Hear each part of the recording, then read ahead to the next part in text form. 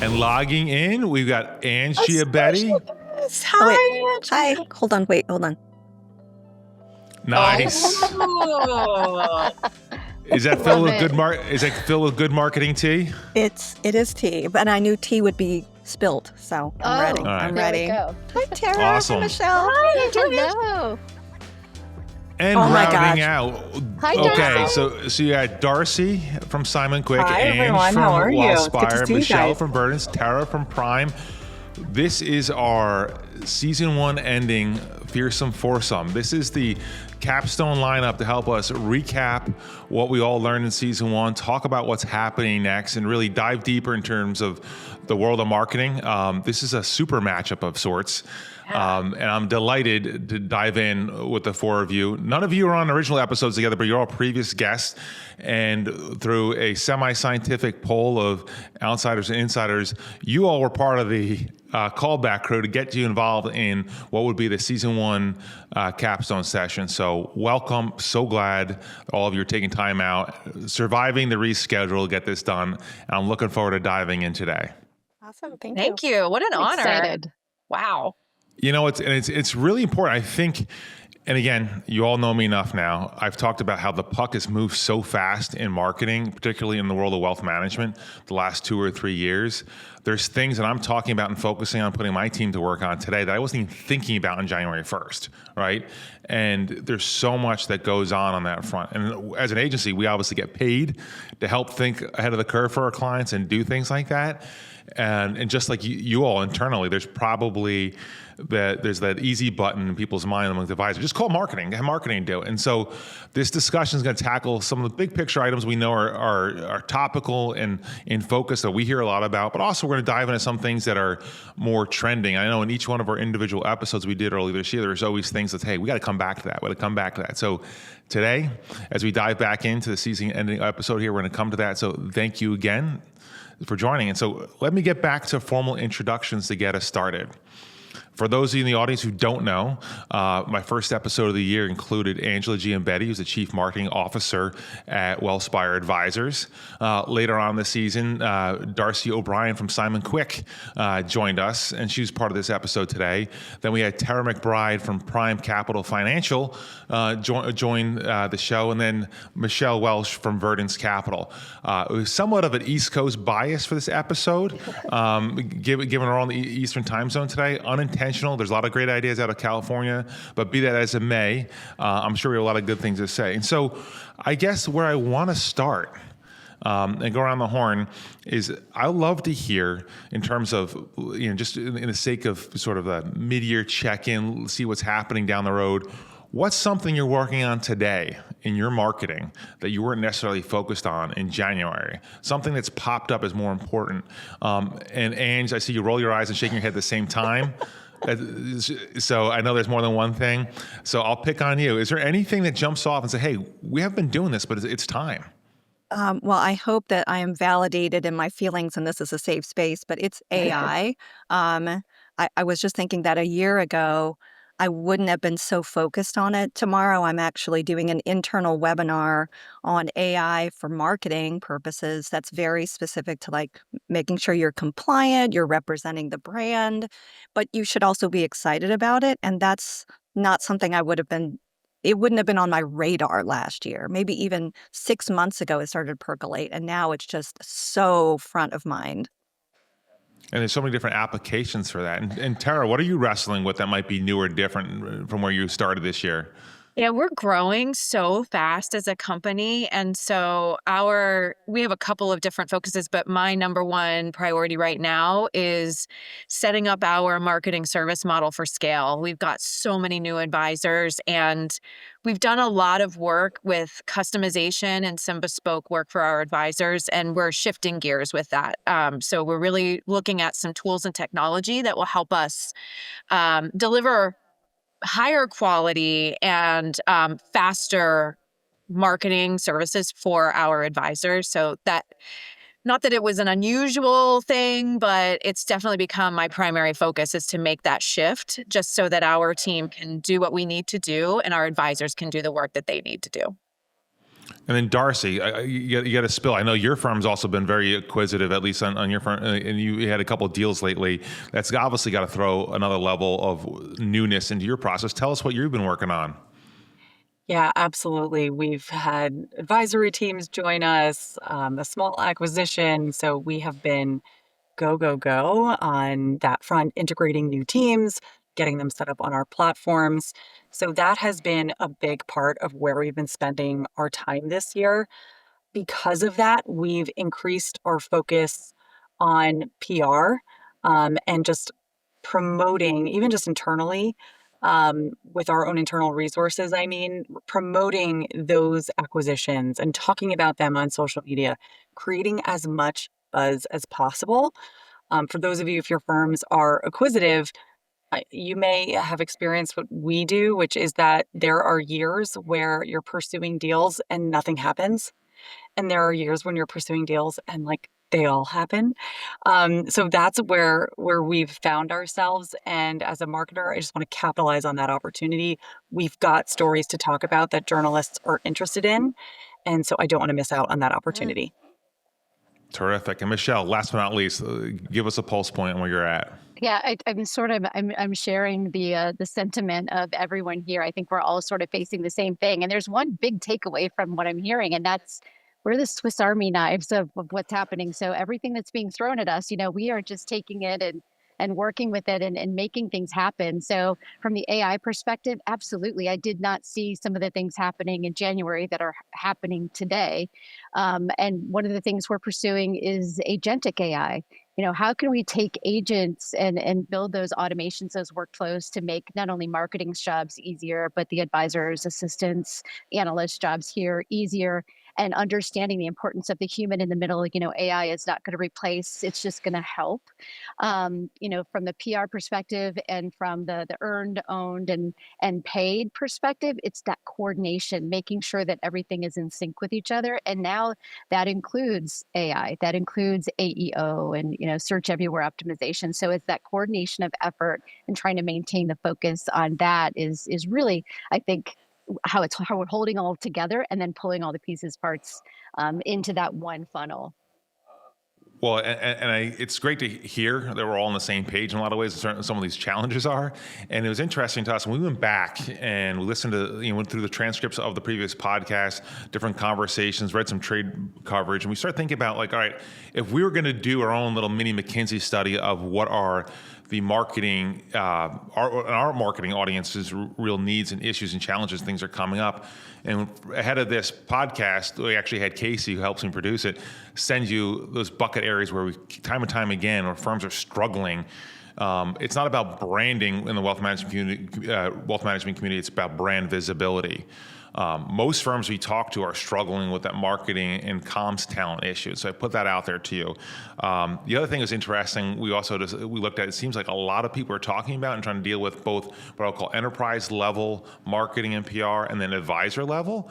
And of course, the big monkey in the room, obviously, because we're spending a lot of time on it, is the AI, the SEO, the AEO, GEO, whatever, that world in terms of how it enables our business and how it reflects upon our business, how we market it. And so as we dive in further here, that's going to orient our discussion. We're going to go through those buckets that we uncovered and talk a little bit more about it. There's going to be things that probably we've all talked about before, but more importantly, it's also things that are going to set up the discussion for what I think are going to be important in terms of what we have to think about in terms of where this new world order that's been ushered in marketing with AI comes in. So hopefully you're ready to play along a little bit more on this front. So I asked you all, or I should say Casey put in front of the idea of brand visibility, and we'll start there.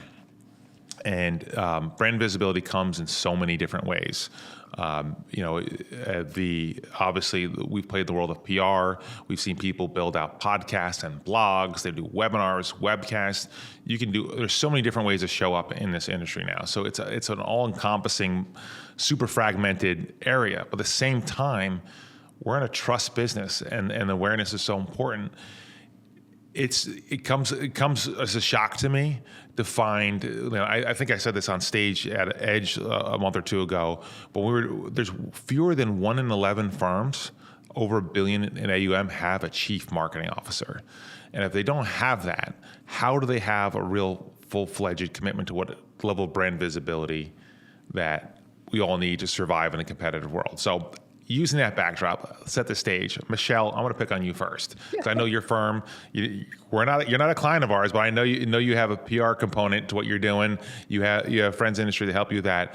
How important is the brand visibility discussion for your business today as you think about what's next for Verdence and what you're trying to build in the marketing function? Well, brand is huge. It drives everything, and the visibility of the brand and people becoming familiar and comfortable with your brand is so important. And the ways that we stay in front of people, as exactly as you mentioned, we try to stay in front in PR, and especially television, CNBC, Fox Business, Bloomberg. We're regulars in that rotation, and then we're also training and developing the next line up in our bench, because it's important, I think, to have a deep bench of thought leaders within the firm so people can hear different perspectives. We can start out with some of the younger folks on smaller opportunities to get them really comfortable in front of the camera, because once they get into that groove, they really can excel in that medium. So that's one of the biggest things. And also, I keep saying podcasts, and then we talked about it during our last conversation, but podcasts are the opportunity to have that really authentic conversation with your audience and capture them in more of a thoughtful way. Whereas it's kind of the opposite of media. Media is 30 seconds, 3 minutes, let's wrap it up. Podcasts are, so how was your weekend? And they just, you really have a chance to meet people. So those, I would say, are the biggest two areas that we're focusing on for at least brand awareness. And on top of that, we could layer on Google ads and SEO and all the other elements. But I would be interested to hear what the other ladies have to say about this as well. Well, Terra, I'm going to pick on you next, because I obviously know your organization had a rebrand. And obviously when you do that, you stir the pot, you get people slightly confused on what the nomenclature should be maybe. But obviously doing a rebrand calls for more focus on that area. What are you doing at Prime in terms of making sure that brand visibility component plays an important role in the marketing? I mean, I think like everybody else, it's omni-channel, right? So, of course we have this new brand, and that gives us an opportunity to, I think, sort of bring the people who are sort of the legacy advisors who kind of know the way that it always was together with the newer advisors under this one umbrella where we're one Prime Capital Financial, right? And so we do have some acquisitions where we are starting to transition them to Prime Capital Financial, which is very exciting, and sort of have a brand hall of fame that we are going to, put everybody in and kind of pay homage to the brands that got us to this point. But I would agree with Michele that it's really all about making sure that we're getting out there. I love the idea of the podcast. We were just having a conversation with an advisor who is interested in attracting more physician clients, and he has access. He has this audience that he has access to, but he's like, they don't read emails. They don't.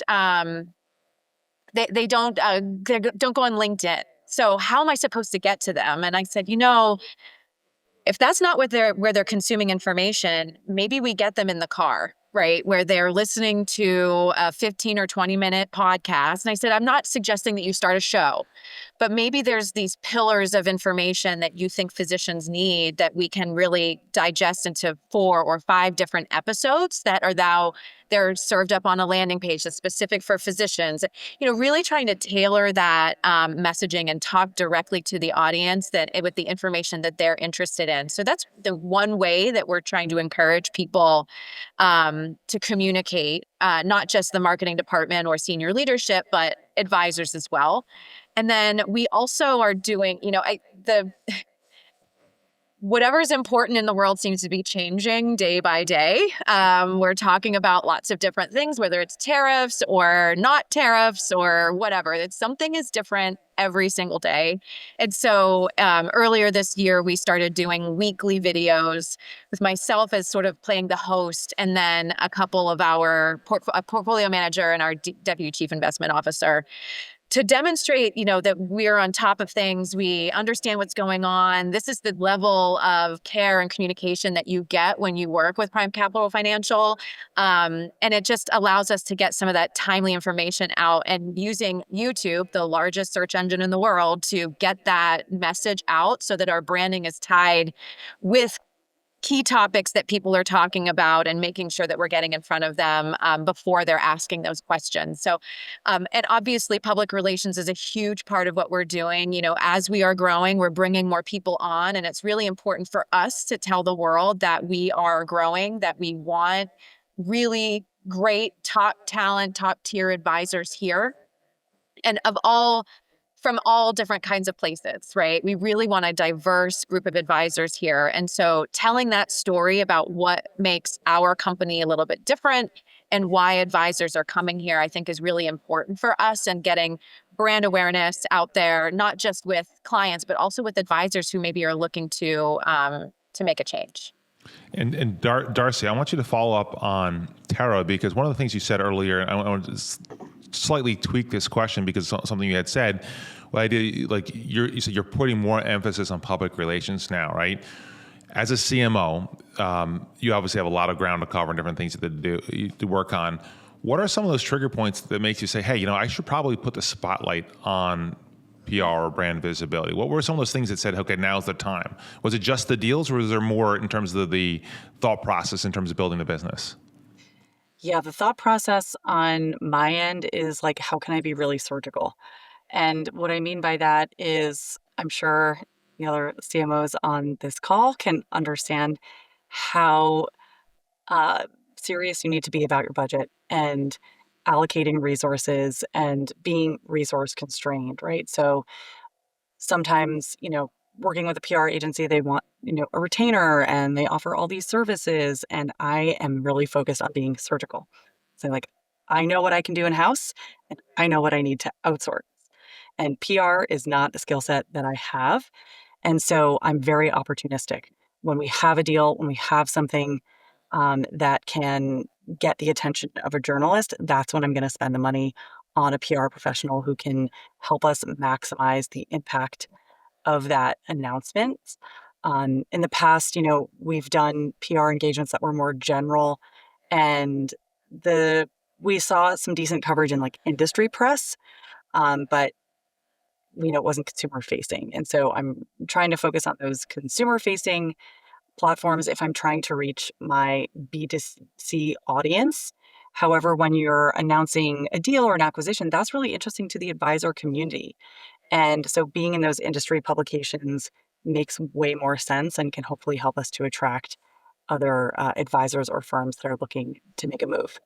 And sure, and obviously, it goes back to the number one rule of marketing comms is know your audience, and obviously aligning that visibility. And it's such a challenge, right? Where you think about, there are plenty of household names in this industry from an RIA standpoint amongst advisors. There's very few, if any, amongst consumers, right? And so you have to also understand, like, how do you get the max impact? If it's possible to penetrate the advisor audience with PR, it might become a magnitude greater importance for that audience to be engaged with PR than it is on the consumer side, because you probably need more frequency and more velocity to make the same amount of impact with the consumers. That's just my observation. So Ange, I'd love to hear your perspective on this. Obviously, Wealthspire has vastly grown and changed. It was just a couple years ago that you're elevated as CMO, and obviously a big part of that is be able to really put Wealthspire on the map as part of like a well-known brand, and you've done a great job. And so what are some of the things that you think are important as you look at brand visibility and as opposed to branding, as we look at the rest of this year and beyond? Like, what are firms doing in terms of using that to separate themselves? Sure. I'll tell you, it's very therapeutic hearing from other CMOs kind of going through the same thing. I mean, obviously, I agree with Michele. Brand is everything. And I agree with Terra. I feel like we were sort of in the same place where Wealthspire's 6 years old. So having to it feels like you're starting a little bit from, not even from scratch. You're actually starting with these preconceived ideas and the brand equity of legacy firms coming together. And that's kind of how we've grown up. So we've spent, from a visibility standpoint, it's digital. It's being at the right conferences. It's doing all those things. PR is vital to what we do as well. We do a lot of M&A work and establishing that enterprise level brand, and then just as important. And I was going to not tease Terra, but my like notions, my idea of what prime capital is largely based on Terra. Like I think, oh, well, I know Terra, I know her brand, I know her message, her tone, her communication style. That is going to lend itself to what I think about prime capital. And I think that whether it's the B2B or the B2C market, they're going to see these pieces and they're going to make those similar kind of connections. So it's really just as important to create. I think it was Michele who said this. Basically, you're creating influencers in a way. You're training maybe junior advisors to develop their own voice and their own brand because they are going to find their own particular audience. So I agree with all of these. Well, I appreciate that. And one of the things I want to drill a little deeper, a couple of you in your notes had some interesting comments about things that are working or things that you're trying. And I want to get into some of the tactical side of this brand visibility discussion for a second. Terra, you mentioned a moment ago that maybe not having an ongoing podcast isn't right for someone, but maybe I think you call the pillars, where you might do a 4 or 5 episode set for doctors on a landing page. I've started to see more people just do what I call opportunistic efforts. Maybe not having a webinar series, but hey, it's time to do a webinar on a certain topic, and because it's timely and relevant, you're just focusing on executing on information. What are you all seeing in terms of, and maybe even Darcy, you said you're trying to be very resource efficient or whatever the word you use, and so I'm sensing that's something that's percolating with this group. Like, how are you playing that game of taking tactics that might not work for everybody or in every case, but really putting to work so you're actually completing that marketing circle? Is there anything either old school you've pulled out and dusted off, or is there anything different from the beaten path in these areas we've hit on today where you're finding to maybe take a rifle shot approach in cultivating opportunities for your firm? Michele, I'll pick on you here. You look like you're thinking hard about it. I'm just curious. Is there anything along those lines? Yeah, and I think you can sort of weave in what all of us have said. You have to be surgical with your resources. You have to be everywhere all at once.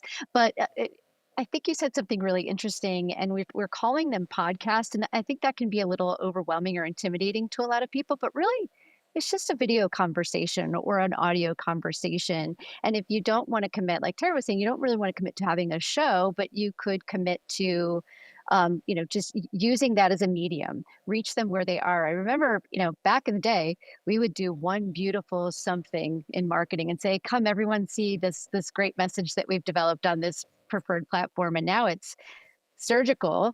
We have to be here and we have to deliver it here and here and here and here. And it has to be long form and short form. And so it has to be snackables, and then it has to be long form. So we have to be sort of all things to all people in all places, and keeping in mind we have a budget to contend with as well. So, I mean, you're talking about dusting off old tricks, but it's sort of, how do you repackage what you've been doing that's been working? What are those metrics that say they are working? And how do you do more of that? And one of the things that we've gotten really comfortable with, and as sort of a purist, designer, marketer, repeating yourself is not a bad thing. It's a really good thing. So as much as you might tire of this latest interview we did with Paul Palmieri, when we talked about AI and grit capital and private equity, people are sometimes seeing it for the first time, or they're hearing it for a second time, and it's finally resonating with them. So really because again, back to resources, we have finite resources, finite time.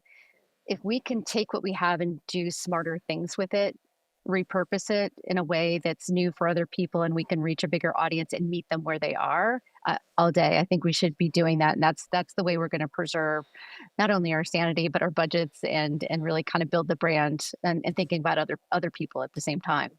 Michele, I think you hit on something that I think is really important and that I lose sight of sometimes and have to remind my team, is that we're in this every day. And so these messages feel like, oh my God, people know this, right? They know this by now, right? They do not. It's kind of shocking how very little financial literacy there is across the country, right? And at all levels, like whether you're talking about the basics or you're talking about, alternative investments or things that are more advanced and sophisticated, there's a lot of education opportunities there. And I think that you're right that it's okay to go back to a message that maybe we had a year ago that was particularly popular, but it's maybe time to bring it up again. I was just our digital marketing manager was just kind of going through our blog and the most popular posts on our blog. And I said, this one, and this one were relatively popular. Resurface it, reshare it. Like, why not? It's great evergreen content. And a lot of people didn't see it. So let's just put it right back out there. And we don't have to rebuild it. It's already done. It's just an evergreen message that we resurface. But it can be kind of hard to remember that not everybody is in this every day and hearing the messages every day. So it's worth kind of resurfacing those things again. I agree. And one of the things that we can think of too, if we want to really refresh it rather, it's what is the hook? The hook is, I wish more people knew this, or gosh, I thought everyone knew this, but not a lot of people know this. So it's really just kind of that intro that would hit someone at a different time for a different reason. Yeah.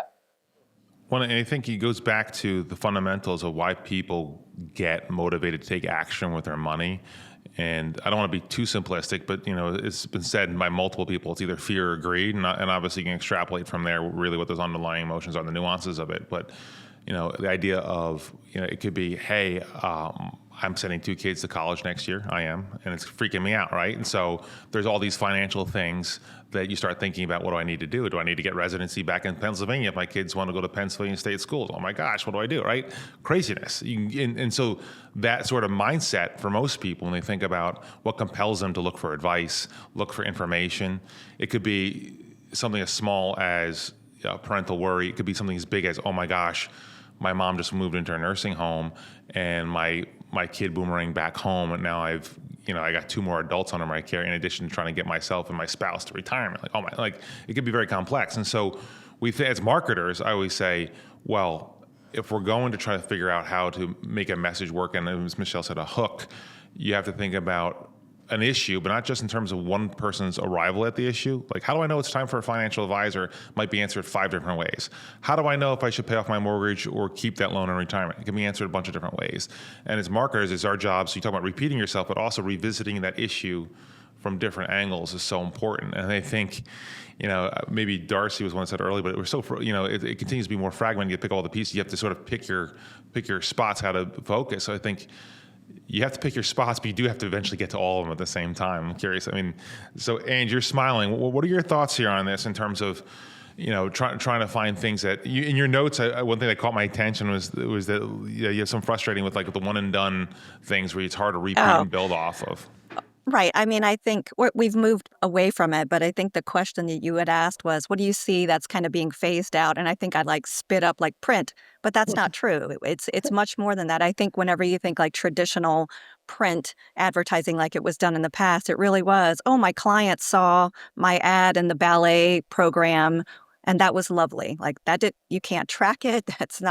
Is that translating in any way? So I didn't mean to pick on print, but I think as we're all talking about, it is this fully integrated, nothing is ever one and done. If you're doing the podcast, take that transcription and turn it into the short form, like Michele said, the long form.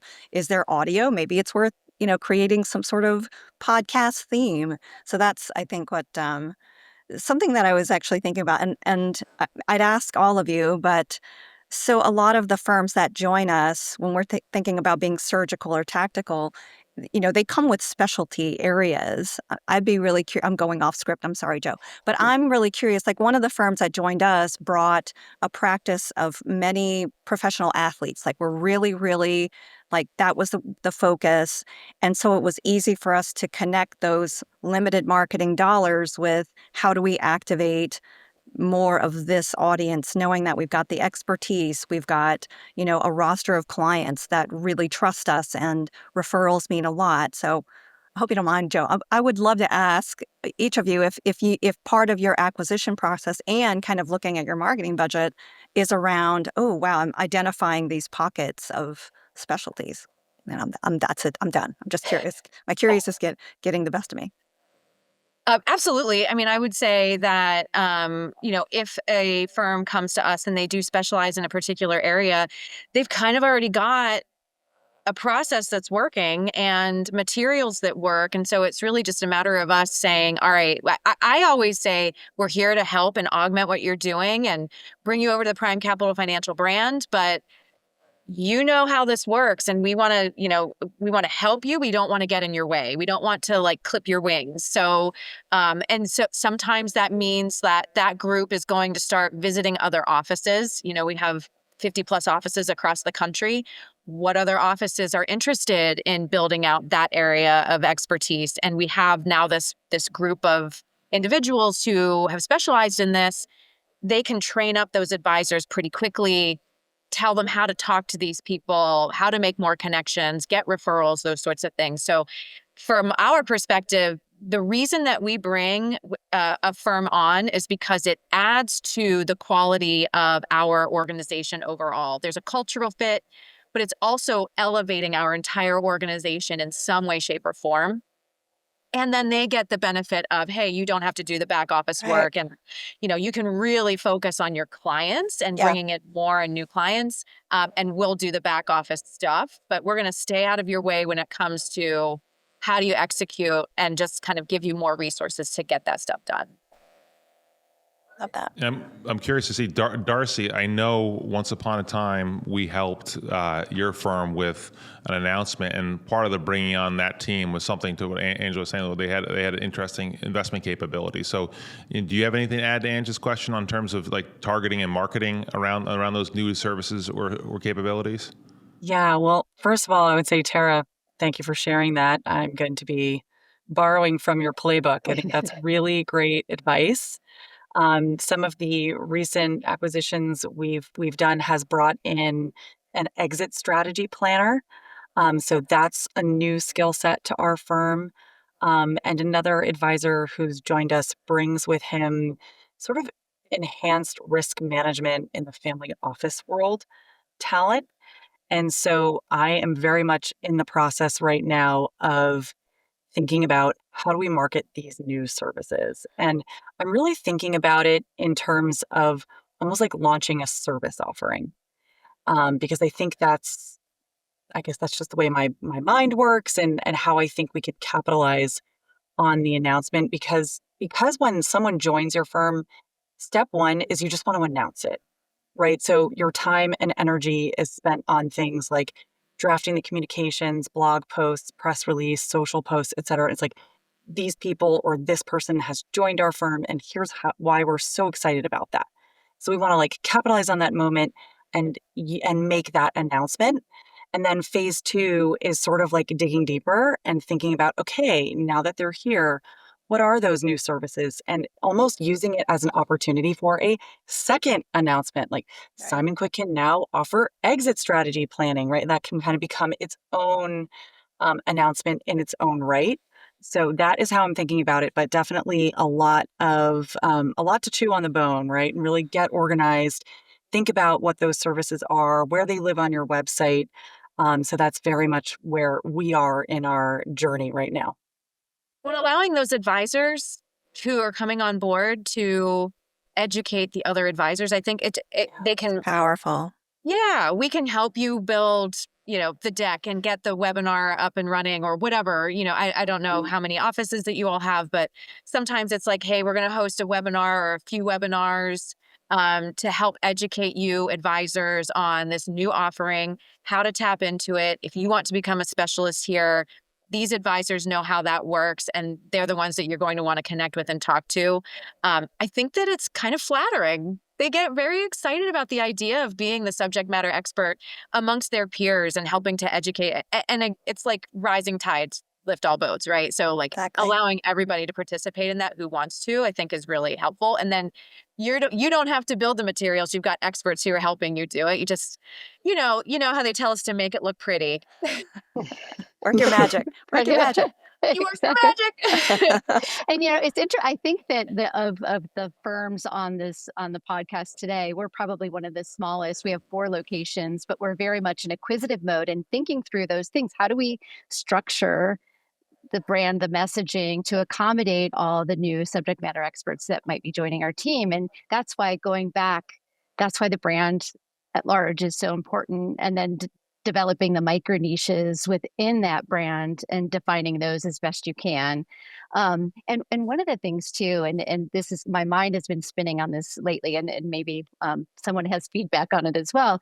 I think that if we elevate the brand to a point where anyone that may not immediately see themselves as, our brand, we work with business owners, entrepreneurs, and executives, but maybe I'm not one of, maybe I don't fit exactly that profile, but I want to be in the room with that kind of person. And it was great. I mean, I think Angela, you just talked about pro athletes, and we have not many, we have maybe 20 pro athletes. And the interesting thing in talking with them is they said, no, I don't want to be with the athletes. I want to be I want to be with business owners. I am my own personal Interesting. brand, and I would be considered a business owner because that's where my mind is. That's where how I want to think about myself. So, it's really defining those. And then as you start to grow, if you've already had these conversations either on paper or your head or with advisors, then you know where their lane is within the brand and how they dovetail, and maintain consistency across. Because I think one of the things I worry about, at least, is dilution of the brand. If we're trying to be too many things to too many people, then who is Verdence? So I want to make sure that that stays front and center, and then developing, maybe Darcy, it is the services within the offering. Well, and Michele, I'm going to butt in here because I realize I didn't set up everybody. I know you all so well, but I think part of what makes this group so dynamic, you talk about the different sizes of the firms here, right? So memory serves me, your firm's in that 5 billion AUM range, Michele, right? We're 4.2 billion 4.2 billion. with 4 I think, locations. Yeah, and then Darcy, your firm, Simon Quick, is butting up against 10 billion now. After the transactions, right? You're close to that, eight or nine, maybe. Yeah. AUM. And then you have Wealthspire closing in on 30 and Prime around 35, right? And so I just put this out there because not only for this group here, but also for anyone who might be listening, right? We have CMOs at different size firms doing different things, but having the same issues. And I think one of my pet issues, and I know you've all heard me talk about it, I think there really needs to be a professionalized commitment to marketing and growth if that's what you're trying to get to. And you all represent that within your firms. And I don't think it's a size, it's a sort of mental discipline or philosophy that gets you to have CMOs in the seat. But also, there is a real constraint there, right? Where the depth of a marketing department and the number of people afforded to that might be different. I'm not saying it is, but might be different when you've got 35 billion versus 3.5 billion or whatever the comparison is, right? And so some of the things you might have to be more specific on. And so one of the biggest challenges I feel for all of you, as well as firms of different sizes, is that when there are what I call, and this is the pivot to the advisor level marketing things I want to talk about, is that there are advisors in all your organizations, inevitably, whether I know them or not, that probably want to have their own visibility and program. And there's people who are just happy to see the brand itself lead, right? And so you have that dynamic that comes in. And how do you stretch and be able to provide that advisor level marketing support while at the same time making sure everyone's still capitated to the big firm name and the enterprise level brand, right? And how do you make sure that you build something that's repeatable and scalable and usable so an individual doesn't run ahead of the brand and the brand doesn't feel like it's leaving the individual advisor story in the dust? I think some of your firms have done some pretty interesting things, but I want to dive in on that concept idea, right? How do you, at a point in time where advisors, and you talk about the personal brands they have, Michele, how do you start structuring that out and taking the realities of today, and in terms of the tools that maybe make scaling marketing for individual advisors more easy, and balance that? Like, what are you doing to wrestle with that? And Terra, I'm going to pick on you first because you probably have the most advisors you have to account for. I'm curious, how do you balance that? Like, what's going on in terms of answering for the advisor as well as the big brand? I mean, 12-hour workday. It's a lot of work. She's not kidding, by the way. I'm not joking. But this is kind of what I talked about at the beginning, where one of the things that I am really hyper-focused on this year is shifting the way that we support our advisors, but trying to allow for that personal brand development within the Prime Capital financial brand ecosystem. It's a challenge for sure, but we're exploring some systems that will allow for us to develop this centrally created content that can then be semi-customized by our advisors. So for example, let's just say there's like a prospect deck and it's got 17 slides in it. And there are maybe like the first 5 slides are core slides that everybody should use. And then there's maybe like a slide that can be slotted in. That's the personal advisor slide. And then there's like, oh, this client is most interested in, or prospect is most interested in alternative investments and, ESOPs or whatever, like bringing those things in and having it in a system where our advisors could say, this is what I'm trying to do. I'm going to bring in the pieces that I need, take out the pieces I don't. There's areas for me to add my headshot and my personal story and, that sort of stuff. So having some guardrails and controls around the brand story so that everybody is saying it in the same way, but allowing them an opportunity to add in some things that are maybe custom to themselves or the person that they're trying to attract. It's definitely a challenge.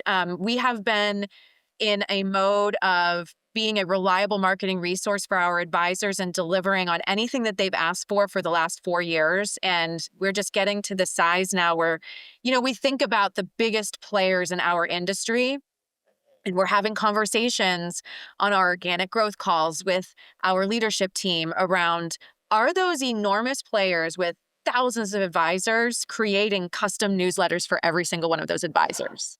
The answer is no.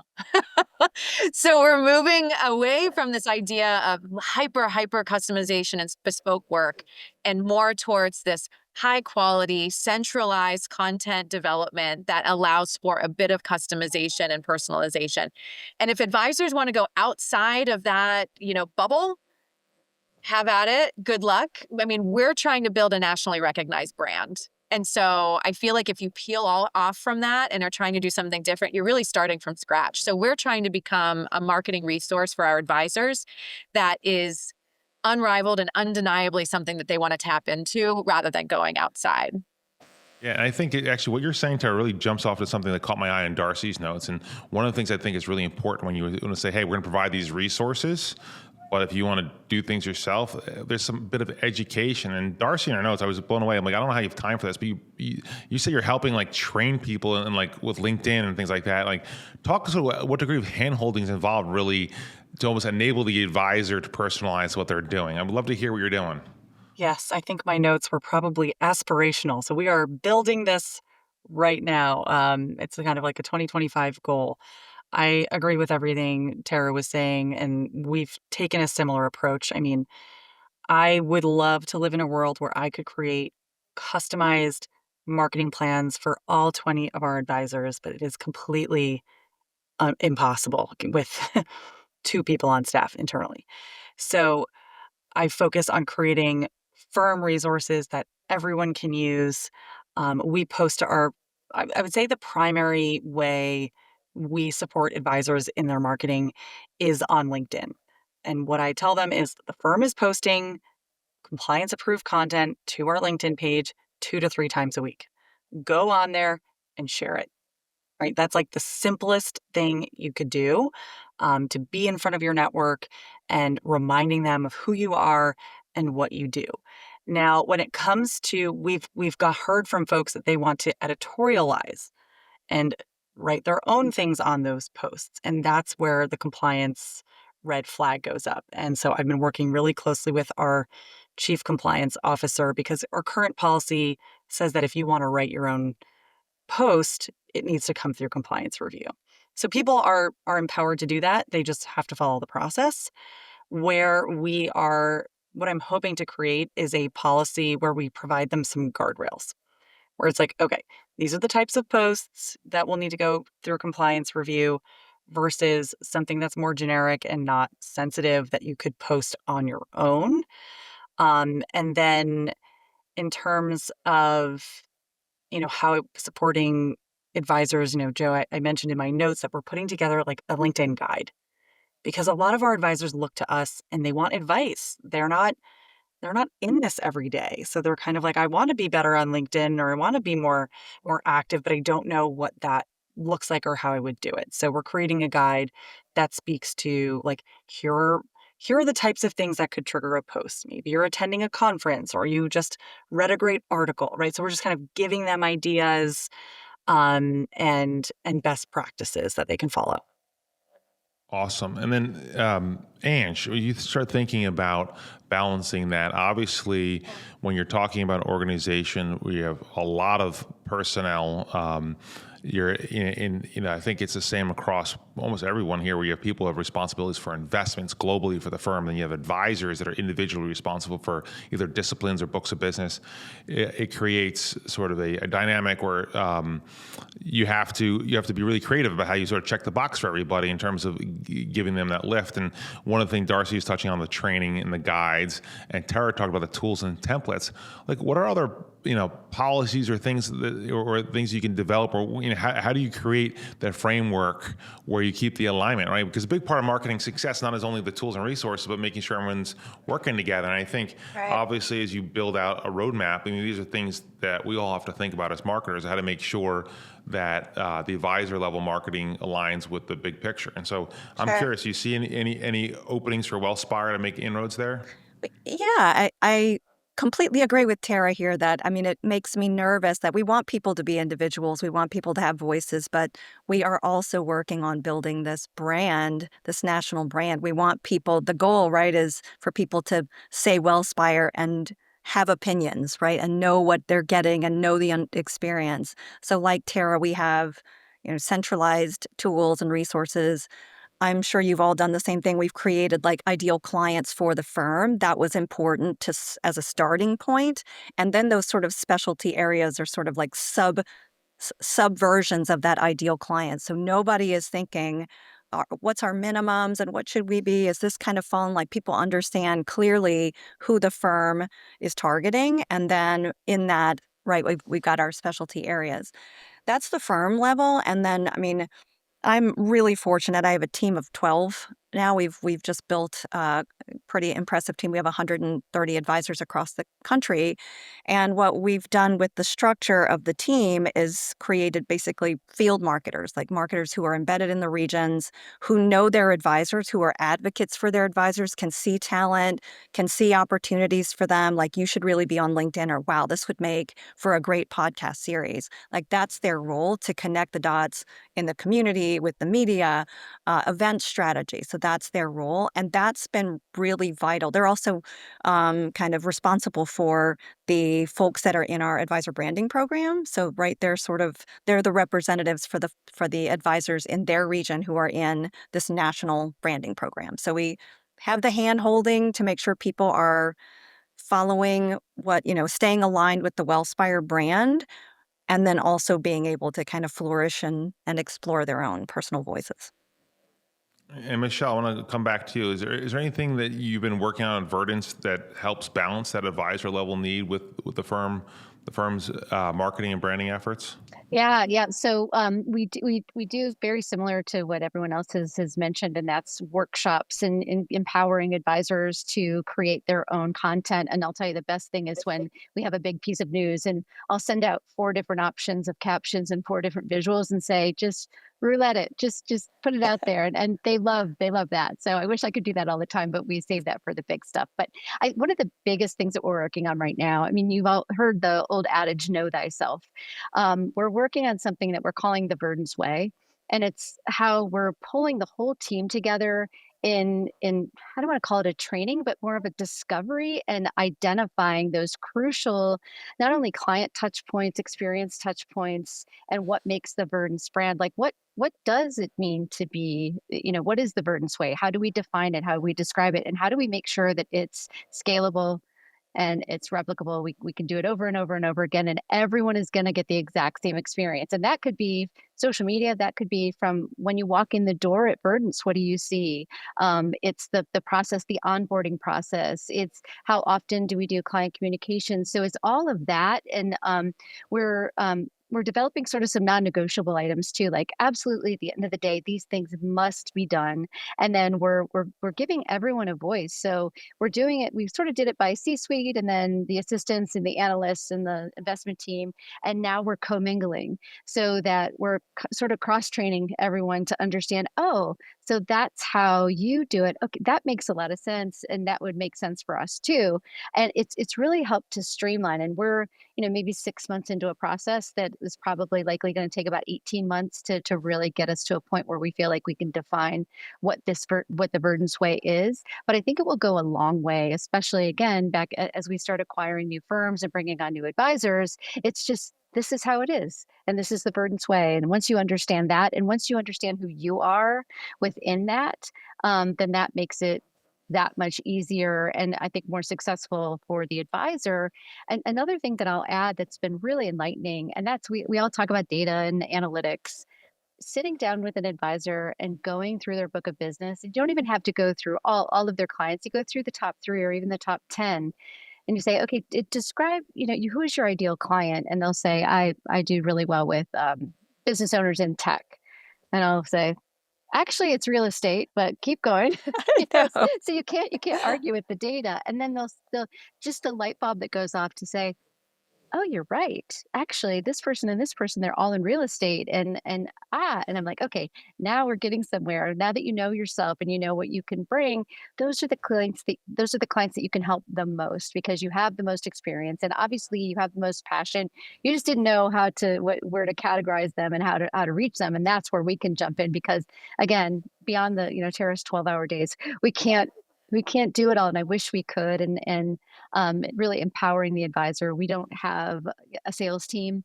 The advisors do all of their own prospecting, and we're here to help them, not get in their way.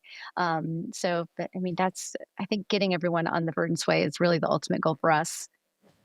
Well, I'm glad you talked about something there. One of the things that jumped out at me, and forgive me, this seems sort of a step to the side, but you talked about a timeline for establishing the Verdence Way. And you talked about 18 months, and I'll say this as someone who's both a CEO and a marketer. If I ask my clients when they want something done, what the timeline should be, I'll pick a number. If I ask the CMO, they'll say, yeah, 6 to 9 months seems reasonable. The CEO says 3 months.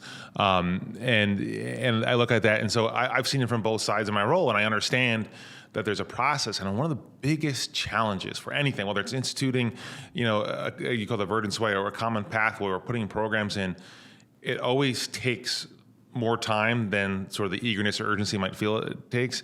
And it's a challenge for people when you're investing time or dollars or resource, whatever, into establishing any marketing initiative is coming up with those timelines. And I wasn't really going to talk about that today, but since you said it, it's so important.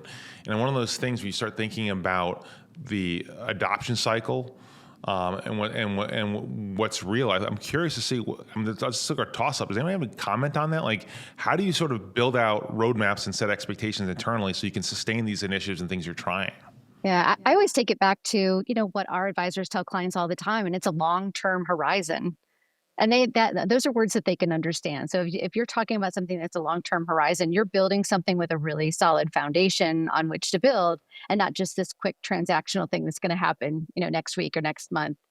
So that's how I approach it.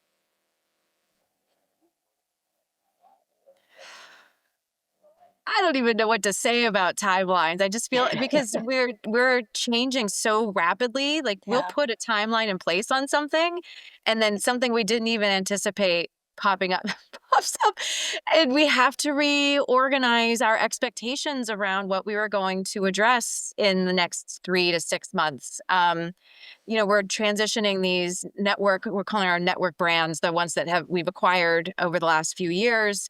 They've sort of retained their brand and we're now transitioning them. And they're all on different paths, right? Some are very, very short.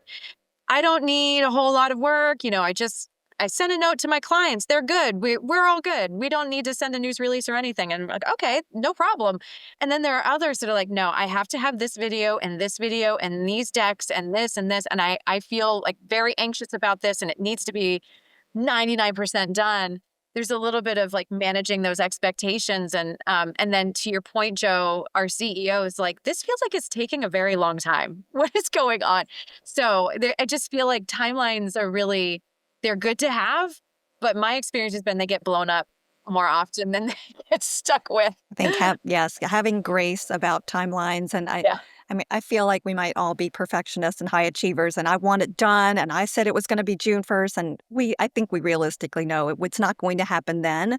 I think for me, especially if I'm trying to explain where we are in the process and here are kind of the things that kind of came along the way. It's telling the story. So like if we're launching a campaign that is targeting law firm partners, like here's where we started, here are some of the things that happened along the way. This right here is where we acquired that firm that brought all this great new expertise, so we had to rethink things. And then this is sort of the new timeline. I think that's been the best experience that I've had.